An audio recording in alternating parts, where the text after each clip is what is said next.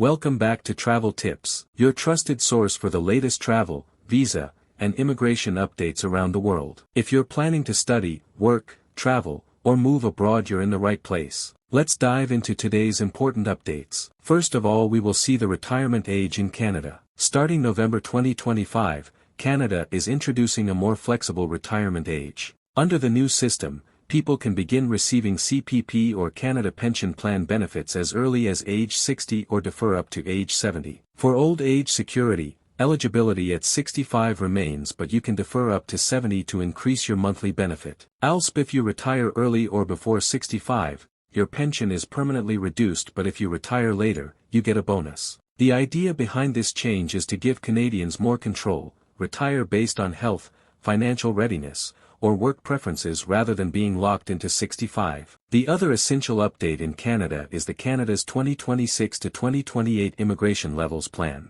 There's a major new immigration plan for 2026 to 2028, with important policy shifts. Key highlights of the plan: permanent resident PR target stabilization. Canada plans to admit 380,000 permanent residents per year for those 3 consecutive years. This is a stabilization rather than rapid growth. Economic immigration, like skilled workers, will make up a big share, 64% by this year's plan. There is also a continued commitment to family reunification, reduced by 22%, and refugee or humanitarian admissions decreased by 13% comparing to the previous year. Also, a targeted increase in Francophone immigration outside Quebec to 10.5% of admissions by 2028. When we see the temporary residents like students and workers, the plan significantly reduces the target for new temporary resident arrivals. The government is also planning a program to transition up to 33,000 temporary workers to permanent residency in 2026 to 2027. This aligns with a goal to reduce the overall temporary resident population to under 5% of Canada's total population at the end of 2027. The plan also includes targeted measures for eligible protected persons like certain refugees to get permanent residency in the next coming 2 years.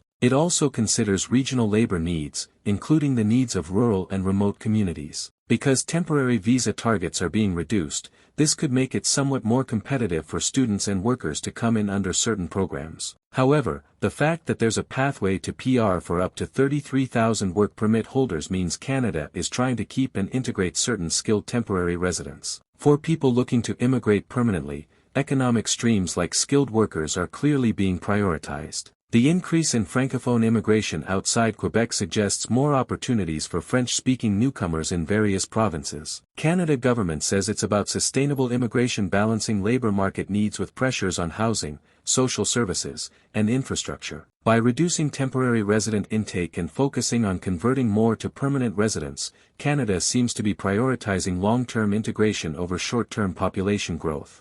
Demographic changes: aging population, longer lifespans likely play a role, and giving flexibility helps the pension system remain sustainable. If you're planning to immigrate to Canada for study, work, or permanently settle, expect tougher competition for temporary visas. Thank you for watching today's travel tips update. If this information helped you, don't forget to like, share, and subscribe. It really supports the channel. Turn on the notification bell so you never miss breaking news, visa rules, immigration updates, or global travel changes. See you in the next video. Stay informed, stay prepared, and safe travels.